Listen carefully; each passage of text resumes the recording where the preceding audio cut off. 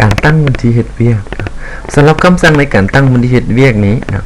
มันจะอำนวยความสะดวกให้เฮาในการเบิ่งข้อมูลหรือว่าต้องการบันทึกบัญชีย้อนหลังเฮาสามารถทำการใช้คำสั่งดังกล่าวนี้เพื่อให้เวลาย้อนกลับไป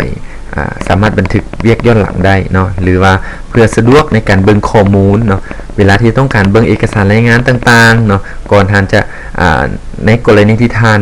อยากเบิ่งข้อมูลย้อนหลังสมมุติว่าอยากเบิ่งข้อมูลของปีผ่านมาท่านก็ต้องได้ทำการตั้งวันที่เฮ็ดเวียกเนาะหรือว่าตั้งวันที่ไปยังปีผ่านมาเสียก่อนเนาะแล้วท่านจึงเข้าไปเบิ่งรายงานท่านก็จะเห็นรายงานของปีนั้นเนาะวิธีการเนาะท่านสามารถเลือกใช้ได้2วิธีที่1เนาะ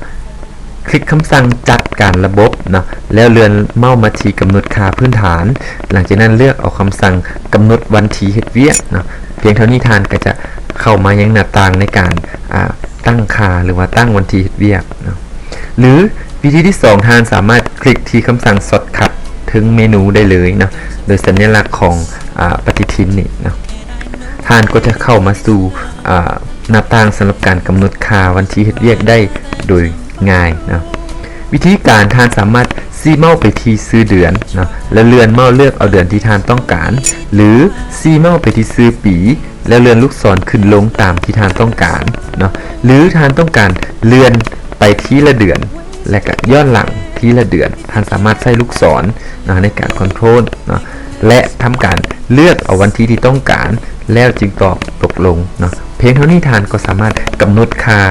ของวันที่เฮ็ดเวียกได้แล้ว